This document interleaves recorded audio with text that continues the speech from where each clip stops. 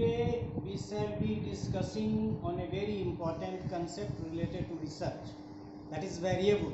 So the topic of the lecture today is variables in research.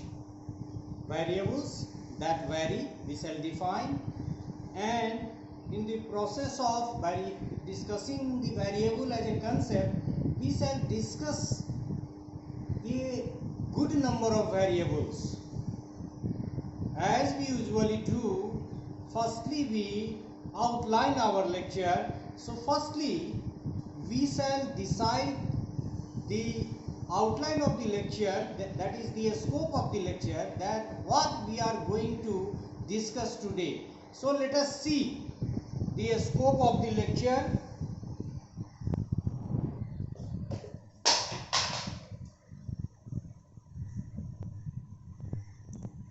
Firstly, we shall be defining variable as a concept. What is variable? It will continue. What is variables? Then types of variables. As you can see, it's a very comprehensive list. Dependent, independent, extraneous, which is also known as control and relevant variable. Confounded, moderator, intervening, stimulus, organism and response variables, active and attribute variables, quantitative and categorical variables, constant, dichotomous and polytomous, continuous and discrete, task variable, environment variable, subject variable, and then we shall discuss the most important two variables, that is dependent and independent variable again, and this is the third important variable from experimental research point of view. So extraneous variable, then we shall discuss the confounded variable and moderator variables. So these variables are more important, and comparatively less important variables we shall be discussing, that is intervening variable, stimulus, organism, response variables, active and attribute variables, quantitative and categorical variables, quantitative and categorical variables continues, task, environmental and subject variables. So this is the scope of the lecture. Now we shall start the concept from beginning, where we shall be defining the concept variable. So let us start the lecture from the definition or the concept of variables. So let us start. So as you have seen that the list of the variables is very comprehensive. There are few more important variables, that is independent, dependent, extraneous, confounded and moderator. Other intervening and other variables are not so important from research or especially the experimental research point of view. So we shall divide the lecture into two parts in order to uploading purpose and other related purpose, and the next part will start from the intervening variables. So the first part will be only up to the moderator variable. So let us see what is variable. A variable is a thing that is changeable. This definition we shall discuss, but before this definition given by Webster, we shall come to know the origin of the variable as a concept. So we can say the concept of variable has emerged from the field of mathematics, where we learn constant जैसे आप सब लोग जानते हैं 4, 8, 5, 12 etc. These are the numbers जिसको हम लोग constant कहते हैं. And there is a concept of variable in mathematics, that is x, y, p, m etc. जैसे कोई बच्चा कहता है कि 4 रोटी या 4 कलम, तो it's a fixed value, so it's a constant. लेकिन जब भी हम कहते हैं x may have any value, that is why it is being considered as variable. We know the language and the mathematics is as old as human civilization, so we can say the concept of variable has emerged from the field of mathematics, where we study constant, जो number आप counting number भी constant है, और फिर variables, जैसे हम लोग समीकरण वगैरह का जो कंसेप्ट पढ़ते हैं x + 4 = तो x का वैल्यू निकालते हैं and it is being calculated in terms of the constant value. लेकिन जब तक ये निकल नहीं जाता है तो x has not a fixed value, that is why it is being considered as a variable. So the variable as a concept has emerged from mathematics, we can see a variable as it sounds is something that varies. जो constant है, जो बदलने वाला नहीं है, जिसमें किसी तरह का कोई परिवर्तन नहीं संभव है, वो वेरिएबल नहीं है। वेरिएबल वही है जो बदलेगा। Variables are attributes of objects, events etcetera which can be measured. मतलब ये ऑब्जेक्ट का, इवेंट का एट्रीब्यूट है वेरिएबल, जिसको मापा जा सकता है, जिसका मेजरमेंट संभव है। वेरिएबल्स में भी call characteristics or conditions that are observed, controlled or manipulated। अब हम लोग थोड़ा सा साइकोलॉजी की तरफ या एजुकेशन की तरफ जा रहे हैं वेरिएबल को डिफाइन करते हुए। उस क्रम में कह रहा है कि ये विशेषता है, it's a type of characteristics, it's a condition, शर्त है, दैट आर ऑब्जर्व, जिनको ऑब्जर्व किया जा सकता है, जिनको कंट्रोल किया जा सकता है और जिनको मैनिपुलेट किया जा सकता है। So this is about the variable. A variable is something that has at least 2 values. यदि इसका वैल्यू फिक्स होगा, बदलेगा नहीं, एक ही वैल्यू होगा, then it cannot be called as a variable। Variables का कुछ एग्जांपल हमने एजुकेशन और साइकोलॉजी के कंसेप्ट जिसको हम लोग पढ़ते हैं उससे रिलेटेड हमने लिया है। Creativity is a variable, anxiety is a variable, adjustment, education, achievement, gender, locality etcetera. और जब इन सारी वेरिएबल्स को हम डिफाइन भी करेंगे तो क्रिएटिविटी फिक्स नहीं है, सब में एक जैसा नहीं होता है, वेरी करता है। इंटेलिजेंस भी वेरी करता है, एडजस्टमेंट लेवल भी वेरी करता है। और नॉट ओनली दिस, जेंडर, हमारे पास मोर देन वन जेंडर है, इसलिए gender is also a variable. And locality, rural, urban and some other category may also be identified. तो जो एक से अधिक है वो वेरिएबल है। यहाँ हमने कुछ एग्जांपल्स लिया वैसे वेरिएबल्स का जिसका हम लोग इस्तेमाल आम तौर पे अपने रिसर्च में करते हैं, एजुकेशन और साइकोलॉजी। अभी हमने शुरू किया था यहीं से कि ये variable is a thing that is changeable. ये वेबस्टर का डिफिनेशन है, वेबस्टर ने इसको डिफाइन किया। यदि हम पोस्टमैन और मॉर्गन के डिफिनेशन की बात करें तो पोस्टमैन और मॉर्गन कहता है a variable is A characteristics और attribute that can take on a number of values। यहाँ भी यही बात कर रहा है कि जिसका एक से अधिक वैल्यू हो, 2, 3, 4 कई भी वैल्यू हो सकते हैं। डी अमेटो ने भी वेरिएबल्स को डिफाइन किया। कैसे? Let us see. Variables may be defined as those attributes of objects, events, things and beings which can be measured. यहाँ भी पीछे भी हम लोगों ने देखा था कि एक जगह हम लोगों ने बात की थी कि जिसको मापा जा सके। तो ये विशेषता है,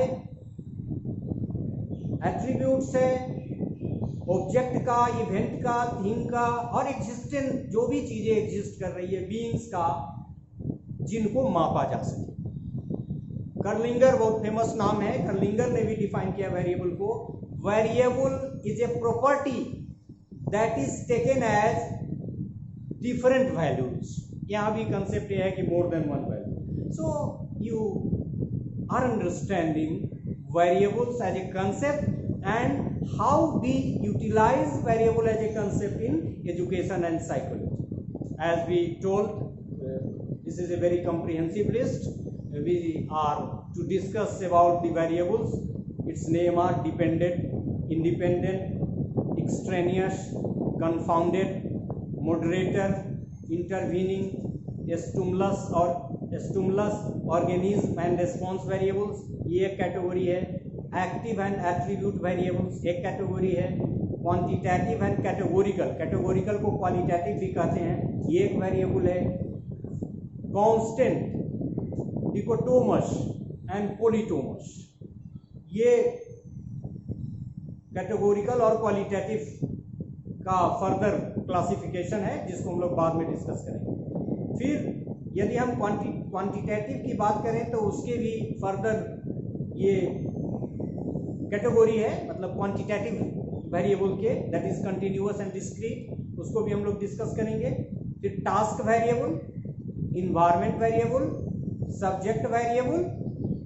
so this is a very comprehensive list we are going to discuss, as we have just pronounced at the beginning of the lecture.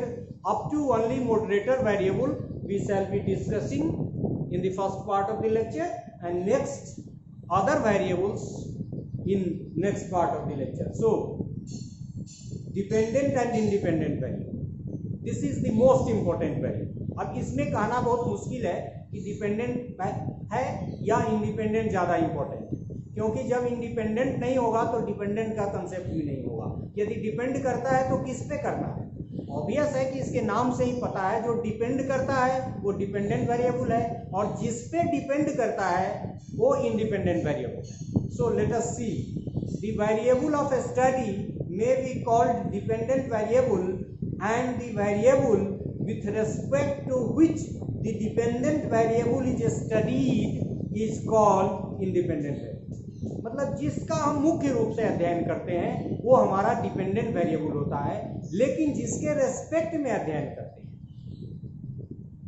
उस वेरिएबल को हम लोग इंडिपेंडेंट वेरिएबल कहते हैं। एक एग्जांपल देखिए, a study of creativity among secondary school students in relation to gender and locality. Suppose this is a talk. So you can find out that we are working on the variable that is creativity. We are measuring creativity, and we are to study the creativity as a concept in relation to gender and locality. Gender male female क्या compare हो सकता है, urban rural का compare हो सकता है। यहाँ आप थोड़ा सा ध्यान देके यदि समझेंगे तो लगेगा कि क्रिएटिविटी डिपेंड कर रहा है जेंडर पे, डिपेंड कर रहा है लोकलिटी पे, लिहाजा हम कह सकते हैं क्रिएटिविटी डिपेंडेंट वेरिएबल है और बाकी दो जो आपके जेंडर और लोकलिटी है वो आपके independent variable. So we can say creativity is to be studied with respect to gender and locality, and that is why creativity is dependent variable, gender and locality independent variable. As in the study creativity depends, so dependent variable, मतलब ये depend करता है, ये भी एक reason आप समझने के लिए ध्यान रख सकते हैं। एंड ये डिपेंड किस पे करता है? Gender and locality do not depend on creativity, rather dependent variable depends upon these variables. यहाँ हमारा डिपेंडेंट वेरिएबल क्या है? क्रिएटिविटी, जो जेंडर और लोकलिटी पे डिपेंड करता है, and that is why these variables are independent variable, that is gender and locality. The concept of dependent and independent variables are more important for experimental method. जैसे हम लोगों ने कई रिसर्च मेथड्स की बात की है, तो क्वांटिटेटिव रिसर्च में एक्सपेरिमेंटल मेथड यदि हम इस्तेमाल करते हैं तो उस पॉइंट ऑफ व्यू से वेरिएबल सबसे ज्यादा इंपॉर्टेंट। वैसे इन कंपैरिजन टू सर्वे और कोरिलेशनल स्टडी, यदि हम कोरिलेशनल स्टडी की बात करें तो जब हम कोरिलेशन दो एट्रीब्यूट्स या दो वेरिएबल्स में निकालते हैं तो निश्चित रूप से इसमें कोई डिपेंडेंट और इंडिपेंडेंट नहीं होता है, लेकिन इन्हीं दोनों वेरिएबल्स को लेके यदि हम और भी ट्रीटमेंट यूज करते हैं, टी टेस्ट लगा के सिग्निफिकेंट डिफरेंस वगैरह भी कुछ देखना है, या फिर हम लोग क्रॉस सेक्शनल स्टडी की तरफ बढ़ते हैं तो वहाँ कुछ काम करते हैं, तो फिर डिपेंडेंट एंड इंडिपेंडेंट वेरिएबल का कंसेप्ट कोरिलेशनल स्टडी को यदि आगे बढ़ाएं, जिसमें हम बिसाइड्स द रिलेशनशिप हम डिफरेंस देखने की कोशिश करते हैं क्रॉस सेक्शनल रिसर्च की तरफ जाते हुए, तो वहाँ कंसेप्ट आ सकता है कोरिलेशनल स्टडी की। सो डिफाइन और discussed in terms of experimental method more frequently. मतलब जब भी हम वेरिएबल्स की बात करेंगे तो सबसे ज़्यादा हम चर्चा एक्सपेरिमेंटल मेथड के सापेक्ष में ही करेंगे, क्योंकि सर्वे रिसर्च और कोरिलेशनल स्टडी में यदि हम वेरिएबल्स का इस्तेमाल भी करते हैं तो इसका इम्पोर्टेंस उतना वहाँ नहीं है जितना एक्सपेरिमेंटल रिसर्च में है। और by the end of the lecture you will be able to understand it very clearly. Dependent variable is the variable about which the experimenter makes prediction. मतलब क्रिएटिविटी के बारे में हमने यहाँ कहा कि prediction. Independent variable is one which is manipulated, measured and selected by the experimenter for the purpose of producing observable changes in the behavioral measure or dependent variable। ये throughout the study हमने different slides के माध्यम से ये behavioral measures का मतलब ही है कि this is nothing but this is in terms of the dependent variable। So we are using interchangeably the concept behavioral measure and the dependent variable। In fact, independent variable is the variable on the basis of which the prediction about the dependent variable is made। अभी हमने कुछ example भी लिया, अब धीरे धीरे हम लोग एग्जाम्पल लेंगे एक्सपेरिमेंटल मेथड, तो और आपको क्लियर। एक बात और, यहाँ एक कोट है, इसको हम कोट कर रहे हैं, अंडरवुड 1966।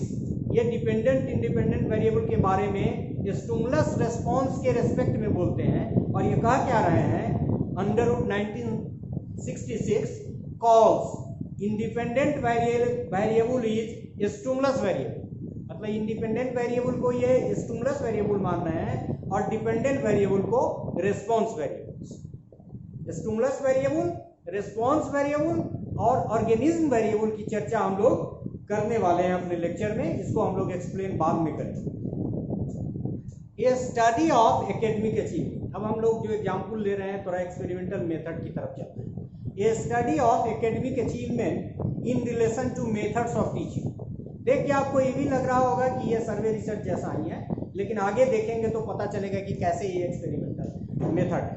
ये study of academic achievement in relation two methods of teaching. Suppose lecture and demonstration, दो मेथड, एक लेक्चर जो कॉमनली हम लोग यूज करते हैं और दूसरा यहाँ हमने जिसको ट्रीटमेंट के रूप में हम ले सकते हैं demonstration method. The researcher is interested to know which method provides better academic achievement। मतलब if any, मतलब the purpose of the research is to compare the bearing of both the methods on academic achievement। You can also say how methods of teaching influences the academic achievement। So you can understand better in the present study academic achievement is dependent variable and lecture demonstration एक methods of teaching है तुम्हारा और एक तुम्हारा academic achievement। तो इसको आगे हम लोग देखें। In other words, the researcher in the study is interested to study the effect of the treatment। और हमने अभी कहा कि ट्रीटमेंट कौन है, तो मेथड्स है। to find how the treatment is influencing the academic achievement। मतलब दोनों मेथड से यदि हम पढ़ाते हैं तो उससे एकेडमिक अचीवमेंट कैसे प्रभावित होता है, हमारे अध्ययन का मुख्य काम यही है। और यहाँ हम देख सकते हैं कि एकेडमिक अचीवमेंट डिपेंड करेगा मेथड पे, इसलिए एकेडमिक अचीवमेंट क्या है, डिपेंडेंट वेरिएबल, और मेथड्स के इन्फ्लुएंस का, मेथड्स के इम्पैक्ट को हम देखने वाले हैं एकेडमिक अचीवमेंट पे, लिहाजा मेथड्स क्या होगा, इंडिपेंडेंट वेरिएबल। हम अपने रिसर्च में इस एग्जाम्पल को थ्रू आउट यूज करेंगे। मतलब हम जो स्टडी करने वाले हैं उस स्टडी में एकेडमिक अचीवमेंट को डिपेंडेंट वेरिएबल और मेथड्स को इंडिपेंडेंट वेरिएबल के रूप में इस्तेमाल करेंगे, और इसमें भी हम लोग दो ही मेथड की बात करेंगे, एक लेक्चर और दूसरा डिमोन्स्ट्रेशन। जैसे हमने क्लियरली आपको एक्सप्लेन कर दिया कि डिमोन्स्ट्रेशन को हम लोग ट्रीटमेंट नया मेथड मान रहे हैं, ट्रीटमेंट, और वो बाद में जब हम लोग एक्सपेरिमेंटल और कंट्रोल ग्रुप की बात करेंगे तो फिर हम लोग आगे उसको एक्सप्लेन करेंगे। So the study of academic achievement in relation two methods of teaching. Methods of teaching आप जान रहे हैं इंडिपेंडेंट वेरिएबल है, और फिर एकेडमिक अचीवमेंट डिपेंडेंट वेरिएबल। अब एकेडमिक अचीवमेंट और मेथड्स ऑफ टीचिंग के रेस्पेक्ट में हम लोगों ने इंडिपेंडेंट और डिपेंडेंट वेरिएबल को समझ लिया। अब एक वेरिएबल है एक्सट्रेनियस वेरिएबल। ये सबसे इंपॉर्टेंट, इन दो वेरिएबल के बाद सबसे इंपॉर्टेंट हम इसको कह सकते हैं, इसलिए कि यह इंडिपेंडेंट वेरिएबल की तरह काम करता है, लेकिन इसका इफेक्ट हम लोग मेजर नहीं करना चाहते हैं। So we can say that it is a type of undesirable variable, you can say any variable that masks, मतलब negatively affect करता है, any variable that masks the relationship between dependent and independent variable is called extraneous variable. It is also known as control variable or relevant variable. Control, क्योंकि ये research के effect को control कर सकता है, relevant इसलिए कि यदि इसको न्यूट्रलाइज नहीं करेंगे तो हमारा एक्सपेरिमेंट बैडली इफेक्ट हो जाएगा। मतलब जो रिलेशनशिप है, जो इम्पैक्ट है इंडिपेंडेंट और डिपेंडेंट वेरिएबल के बीच के मेजर का, वो न्यूट्रलाइज होगा, उसका प्रभाव, उसके प्रभावकता को ये कम कर देगा। So it's also known as a control variable और रिलेवेंट वेरिएबल। यदि आप किताब में दूसरे सोर्सेज में देखेंगे तो एक्सट्रेनियस वेरिएबल, कंट्रोल वेरिएबल और रिलेवेंट वेरिएबल को अलग अलग किताबों में अलग अलग ढंग से यूज किया है। बहुत जगह रिलेवेंट वेरिएबल का इस्तेमाल किया है, बहुत जगह कंट्रोल वेरिएबल का इस्तेमाल किया है, but all these three mean the same. In our study we have taken most importantly the concept extraneous variable, though it is as important, rather it is similar to the control variable and the relevant variable as well. So extraneous variable is also called as control variable and relevant variable. In fact, those variables which are controlled by the experimenter, as they are not of direct interest but may affect the behavior measures, relationship between dependent variable and independent variable. मतलब कि extraneous variable एक ऐसा variable है जो independent variable के रूप में काम करता है, लेकिन हम उसके प्रभाव को देखना नहीं चाहते, बल्कि वह हमारे इंडिपेंडेंट और डिपेंडेंट वेरिएबल के बीच का जो रिलेशनशिप हम मेजर करने वाले हैं उसको निगेटिवली अफेक्ट करता है। मतलब जो रियल रिलेशनशिप है इंडिपेंडेंट और डिपेंडेंट वेरिएबल को, उसको वो निगेटिवली इन्फ्लुएंस करता है, और इसीलिए हमने कहा कि it's a undesirable type of variable. ये study to examine the relationship between height and weight. मान लीजिए कि हमारा ये काम कि हम एग्जामिन करना चाहते हैं हाइट एंड वेट के इंटर रिलेशनशिप। तो अब देखिए इंटरवेनिंग वेरिएबल को हम समझाने का प्रयास कर रहे हैं। Age may effect influence the type of relationship between height and weight. मतलब यदि हम एज के फैक्टर को न्यूट्रलाइज नहीं करेंगे तो हमारे लिए यह कठिन है कि हम हाइट और वेट के इंडिपेंडेंट, स्वतंत्र, रियल रिलेशनशिप को मेजर कर सकें। यहाँ हम कह सकते हैं कि हमारी इस स्टडी में हाइट एंड वेट तो डिपेंडेंट इंडिपेंडेंट हो सकता है, क्योंकि हमने पहले भी कहा कि कोरिलेशन में बहुत जरूरी नहीं है, बल्कि कोरिलेशन में इंडिपेंडेंट डिपेंडेंट का कंसेप्ट नहीं आएगा, लेकिन इनके रिलेशनशिप को एज इफेक्ट कर रहा है। लिहाजा हम कह सकते हैं कि एक्सट्रेनियस वेरिएबल का काम करेगा एज, क्योंकि एज को यदि न्यूट्रलाइज नहीं करेंगे, सेम एज के बच्चे को नहीं लेंगे अपने स्टडी में, तो हाइट और वेट के रिलेशनशिप प्रभावित होंगे। And so the age as a concept in the present research work is working as a variable that is extraneous. While studying the effect of methods of teaching on academic achievement, attitude or intelligence or both may influence the impact of methods on academic achievement, and so here attitude and intelligence are extraneous variables.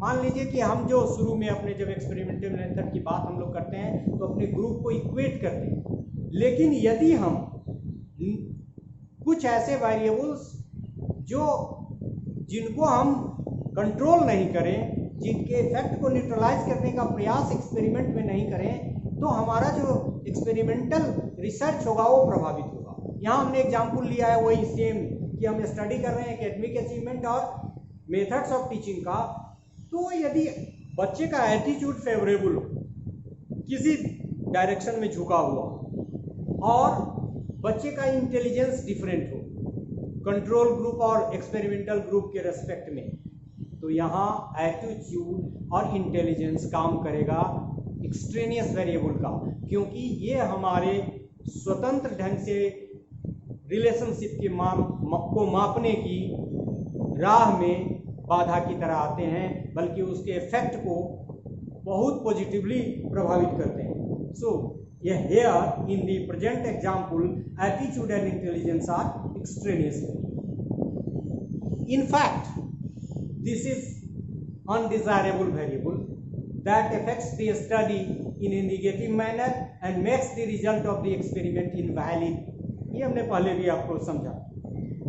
Same variable may act as independent variable in one experimental situation and as a relevant variable, या relevant मतलब extraneous variable, relevant variable in another experiment situation. मतलब ऐसा नहीं है कि एक variable है तो फिक्स्ड है।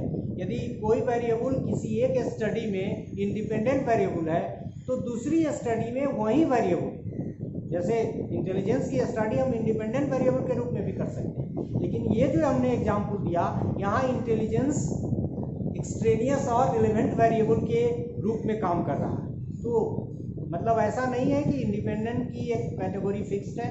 जो वेरिएबल इंडिपेंडेंट है एक एक्सपेरिमेंटल सिचुएशन में वो काम कर सकता है एक्सट्रेनियस वेरिएबल का दूसरे एक्सपेरिमेंटल सिचुएशन।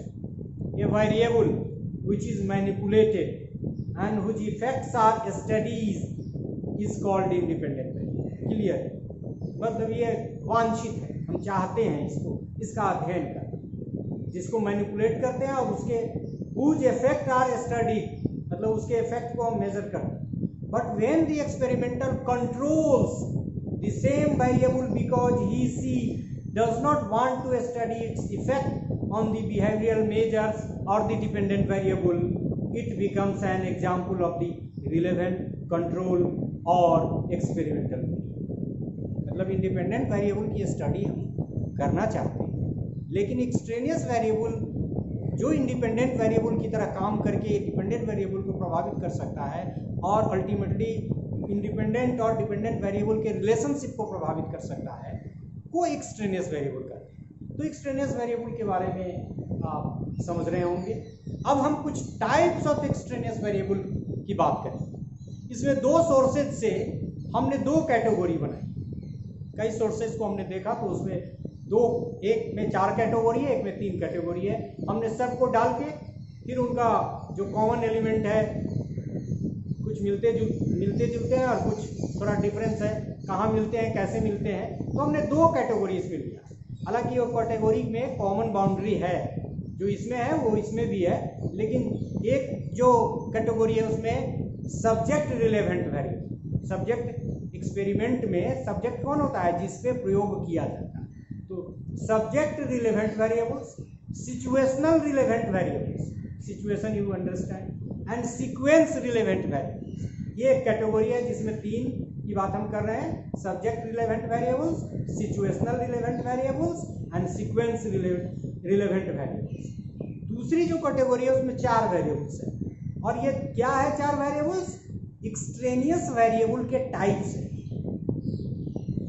सिचुएशनल, पार्टिसिपेंट, दूसरा जिसको हम पर्सन वेरिएबल भी कहते हैं, एक्सपेरिमेंटर उसको इन्वेस्टिगेटर्स इफेक्ट भी कहते हैं, एंड डिमांड कैरेक्टरिस्टिक्स। तो सबसे पहले हम सब्जेक्ट रिलेवेंट से शुरू करेंगे, मतलब पहली कैटेगरी को तीनों को एक्सप्लेन करेंगे, और फिर रिपीटेशन हुआ है या कैसे ये दोनों कैटेगरी में कुछ जो है वो एक दूसरे से मिलते जुलते हैं उसके बारे में हम लोग बात कर देंगे। तो टोटल टाइप्स ऑफ एक्सटेरेनियस वेरिएबल को आप आइडेंटिफाई कर लेंगे, ऐसा हम सोच सकते हैं। Subject relevant variables, the variables influenced by the subject himself herself, मतलब जिस पे एक्सपेरिमेंट किया जाता है उससे संबंधित जो वेरिएबल है जो रिसर्च को प्रभावित करते हैं उसको हम लोग subject relevant variables, rather subject relevant extraneous variable कहते हैं, जिसका एग्जांपल है race, aptitude, age, mood, anxiety, concentration or power of concentration you can say, nerves, intelligence, personality, etc. Same variable may act as an independent variable, ये पहले भी हम कह चुके हैं, and as relevant variable in another experimental situation.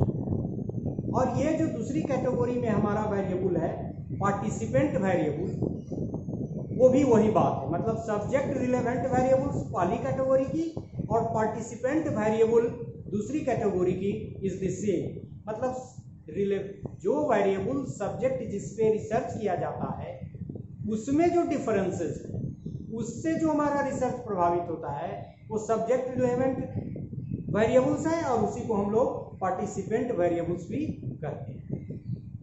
दूसरा हमारा है situational relevant variables, those environmental and task variable. Research में कोई टास्क दिए हैं कि 5 मिनट में इसको ये करना है, आगे और क्लियर करें। So those environmental and task variables which effect on dependent variable are controlled as they may produce unwanted changes in the dependent variable. जैसे एग्जांपल्स देखिए, environmental factor you can say temperature, level of illumination, आप थोड़ा सा आप याद कीजिएगा learning की theory को, इंटेंसिटी वगैरह जो है लर्निंग की थ्योरी में आपका वो कुत्ते पे जो एक्सपेरिमेंट पैरलोम ने किया था उसको भी ध्यान दे सकते हैं, वहाँ भी देखिएगा कि कैसे एक्सपेरिमेंट प्रभावित होता है, वहाँ से समझने में और आपको मदद मिली। Temperature, level of illumination, task complexity, जैसे कोई टास्क है उसको करना कठिन है आसान है, कितने उसमें मतलब कितने उसके डायमेंशंस हैं, कितने तरह का, जैसे मेज टेस्ट वगैरह में या कोई किसी पजल वगैरह का जो टेस्ट है उसकी तरफ इशारा कर रहा है। तो फिर task complexity, noise, conditions around the experimental situation etcetera, these are the examples of situational variable. Situational variable is the same, participants behavior may be affected by environmental factors. So दूसरी कैटेगरी में आपका था environmental factors था, तो ये situational relevant variables और environmental variable दोनों मिलते जुलते हैं, तो इससे भी हम समझ सकते हैं कि दूसरी कैटेगरी में जो है वो भी situational को प्रभावित करता है, तो चाहे वो टास्क के नेचर पे हो या environmental factor पे हो या इंटरनल इनहिबिशन और एक्सटर्नल इनहिबिशन के कारण हो। So it acts as extraneous variable and that come in the category of situational variable. So participant may be affected by the environmental factors, उसी की तरफ हमने इशारा किया, और फिर सिचुएशनल रिलेवेंट वेरिएबल और इन्वायरमेंट वेरिएबल को हमने कहा कि दोनों से। तीसरा इस कैटेगरी का है sequence relevant variables, those variables which arise from the different ordinal positions that the condition of the experiment occupy in a sequence. और एग्जाम्पल देखिए इसका, there are some subjects exposed to 2 or more than 2 conditions of the experiment that appear in a particular sequence. मान लीजिए कि एक experiment में एक subject ने भाग लिया, फिर उसी सब्जेक्ट ने या 3-4 सब्जेक्ट ने या n सब्जेक्ट ने 1 में लिया, 2 में लिया, 3 में लिया, तो वहाँ से क्या होगा कि बहुत सारे पैटर्न को वो जान जाएंगे और जो जानकारी प्राप्त कर लेंगे तो उससे उनका रिजल्ट जो प्रभावित होगा, इसी को नाम दिया है सीक्वेंस रिलेवेंट वैल्यूज।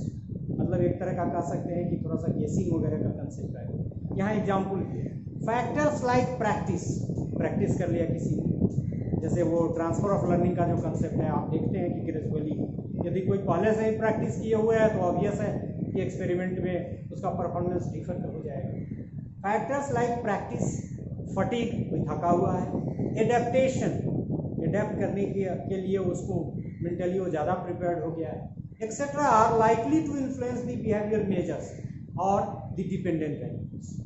गेसिंग और पैटर्न, ये भी, इसको भी सीक्वेंस हम कहेंगे। कहा कि गेस कर ले, क्योंकि उनको जो एक्सपेरिमेंट का अनुभव उन्होंने कई एक्सपेरिमेंट से प्राप्त किया, या फिर कोई घटना ऐसे घट रही है जिसका उन्होंने एक अनुमान लगा दिया कि ऐसा हो सकता है, तो रियल सिचुएशन कुछ और है और उनके गेस से, उनके अनुमान से वो रिजल्ट इफेक्ट होता है। सो गेसिंग ऑफ पैटर्न, जिसको हमने सीक्वेंस वेरिएबल भी माना, effects the result. Experimental variables, अब हम दूसरी कैटेगरी में आ रहे हैं, उसमें 2 की बात हम कर चुके हैं, अब एक्सपेरिमेंटल वेरिएबल्स की बात कर रहे हैं। इन्वेस्टिगेटर्स इफेक्ट्स और एक्सपेरिमेंटल बायस, एक्सपेरिमेंट जो कर रहा, मतलब जो एक्सपेरिमेंट करने वाला है उसकी बायस, और पर्सनल एट्रीब्यूट्स, वेदर कॉन्शस और अनकॉन्शस। ऐसा नहीं है कि एक्सपेरिमेंट करने वाला कॉन्शसली भी करेगा, क्योंकि फ्राइड के आने के बाद आप सभी जानते हैं कि अनकॉन्शस इज वेरी इंपॉर्टेंट, और अनकॉन्शस बिहेवियर इन्फ्लुएंस करता है तो पता भी नहीं चलेगा।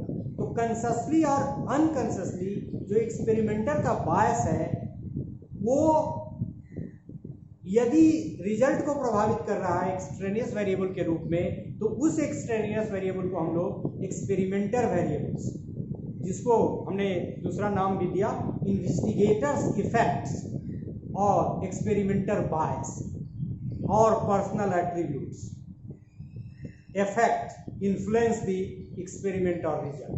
एक्सट्रेनियस वेरिएबल है क्योंकि वो जो वांछित नहीं है, अवांछित ढंग से प्रभावित करता है। And the last category, demand characteristics variables are all the clues in an experiment which convey to the participant the purpose of the research। मान लीजिए कि आप रिसर्चर या एक्सपेरिमेंटर रिसर्च करने के क्रम में, एक्सपेरिमेंटल सिचुएशन के क्रम में बहुत सारा इंस्ट्रक्शन देता है, उस इंस्ट्रक्शन से भी बहुत सारा गेसिंग हो सकता है, बहुत सारा इन्फ्लुएंस हो सकता है, तो उसकी तरफ डिमांड कैरेक्टरिस्टिक्स वेरिएबल उसको नाम दिया, उसकी तरफ इशारा करता है। Are all the clues in an experiment which convey to the participant the purpose of the research. मतलब यदि रिसर्चर को पर्पस ऑफ द रिसर्च पता चल गया तो उसका जो बिहेवियर होगा वो इफेक्ट हो जाएगा और अल्टीमेटली वो एक्सट्रेनियस वेरिएबल का काम करेगा। Experimenters can try to minimize these factors by keeping the environment as natural as possible। मतलब यदि आप, ये सजेशन दिया गया है कि यदि आप डिमांड कैरेक्टरिस्टिक्स वेरिएबल को कंट्रोल करना चाहते हैं, तो जब एक्सपेरिमेंट के बारे में आप कुछ कह रहे हैं, या जो एक्सपेरिमेंट का जो सिचुएशन है, जो सराउंडिंग्स है, जो एटमॉस्फेयर है, उसको न्यूट्रल रखने का प्रयास कीजिए, नेचुरल रखने का प्रयास कीजिए, जिसमें कोई इम्पैक्ट नहीं। And natural is natural, it can not be defined in absolute terms, you can understand it better. Demand characteristics variables, यहाँ फिर देखिए हम मिला रहे हैं, demand characteristics variables have similarity with the sequence relevant variables. Sequence relevant variables में भी गेसिंग वगैरह की बात थी, इम्पैक्ट की बात थी, यहाँ भी उसी तरह की सारा करना है। तो इस तरह से हम लोगों ने देखा कि यदि सबको मिला दें तो 3 तो मिलते जुलते हैं और एक अलग से वेरिएबल्स हैं। इस तरह से हम लोग एक्सट्रेनियस वेरिएबल के 5 कैटेगरी के बारे में बात कर सकते हैं। Now come to the confounded variables. हालांकि कंफाउंडेड वेरिएबल जैसी गलती हम लोग नहीं करते हैं, लेकिन इसको एग्जाम्पल से समझिए, क्योंकि इसका भी फंक्शन एक्सट्रेनियस वेरिएबल की तरह है, और यदि हम थोड़ी सी गलती करेंगे तो कंफाउंडेड वेरिएबल काम करेगा। और कैसे कंफाउंडेड वेरिएबल और एक्सट्रेनियस वेरिएबल एक दूसरे से डिफरेंट है, क्योंकि ये भी उसी तरह का काम करता है जिस तरह का काम एक्सट्रेनियस वेरिएबल करता है। So let us see, confounding variable is one that varies with the independent variable. Independent variable के साथ बदलता है। इन ए स्टडी, एग्जाम्पल देखिए, in a study effect of television viewing on perception of violence, if experimental group contains adolescents and control group contains adult or adolescents and adults, मतलब या तो सिर्फ adolescents हैं या फिर दोनों हैं, और एक्सपेरिमेंटल ग्रुप में सिर्फ adolescents है, उसकी तरफ से रखा। Age variation will affect the result.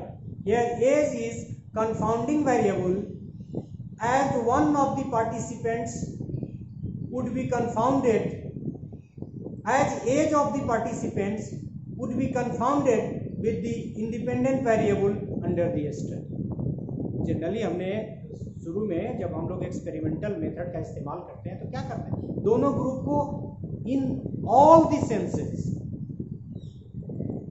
Equate करते हैं प्री टेस्ट के माध्यम से, और जो भी बहुत सारे तरीके हैं उसके, तो दोनों ग्रुप एक जैसा हो in all the respect, only then we can say or rather the claim that there is the real impact of the treatment. उसी तरफ इशारा करता है।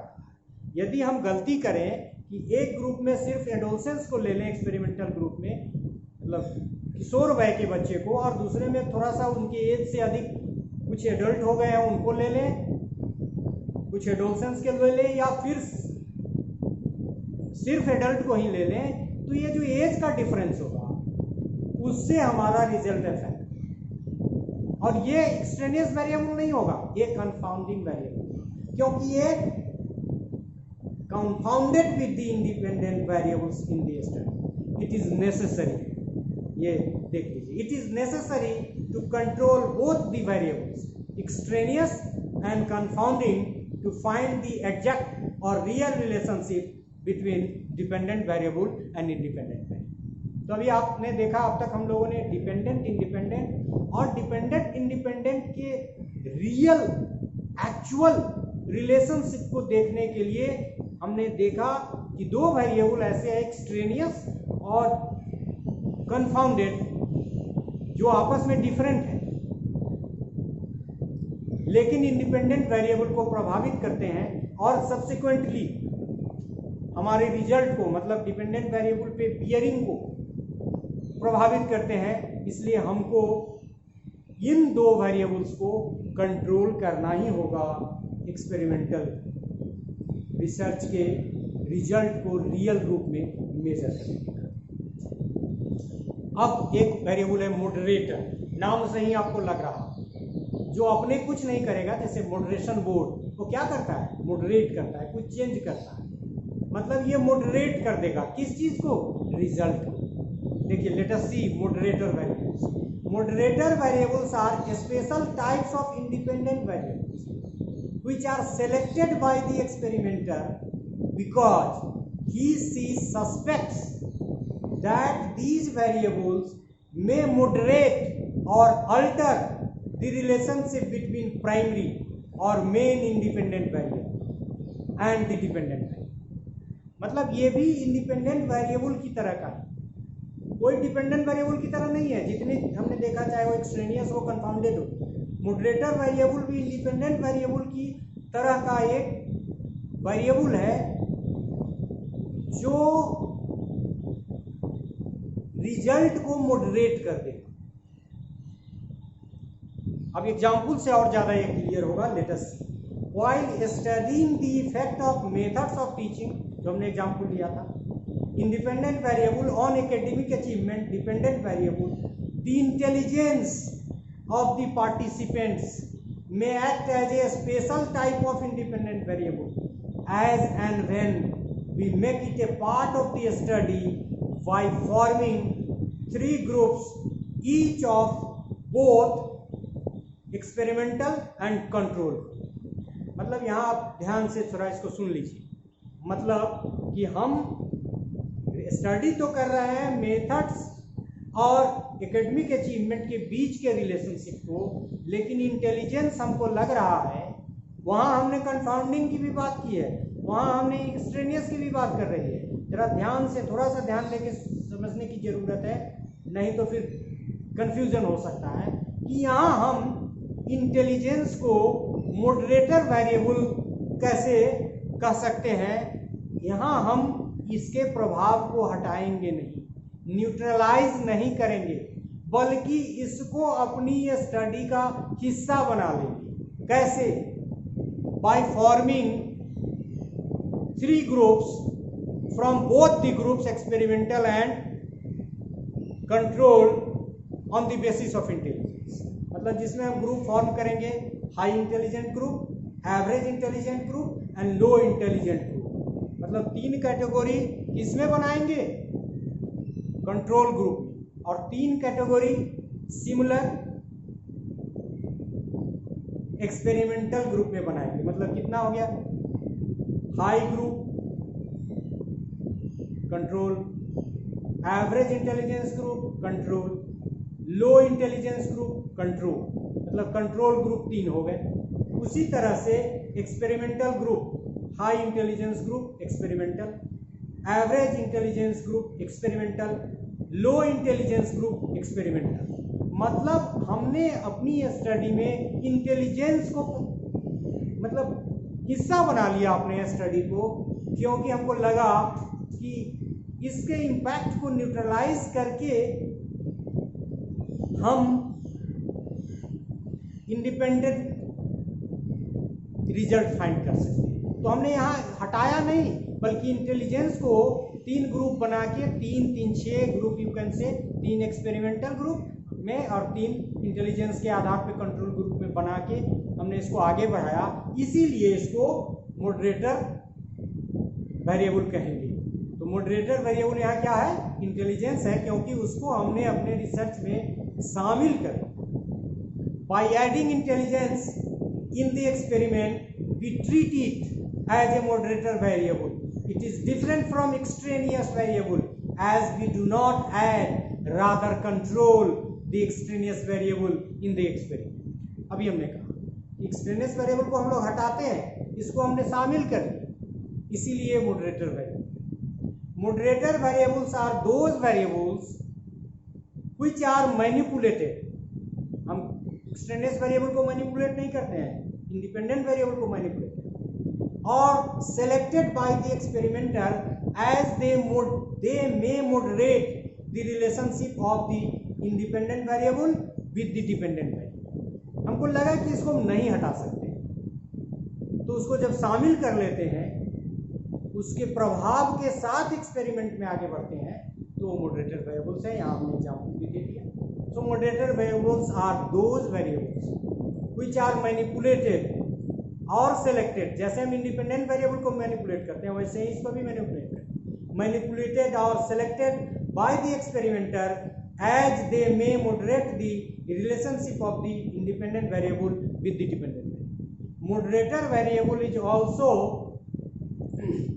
Moderator variable is also called as secondary independent variable. So, up to this aspect, as we have already told, we shall be discussing the other variables in our second part. So, by this time we have discussed independent variable, dependent variable, extraneous variable, its type, moderator variable, and one more variable, that is confounded variable या confounding variable. Now we shall discuss some more list that is not so much important from experimental research point of view, So we shall be discussing the next part by starting from the concept that is intervening variables. So thank you for listening. Thank you.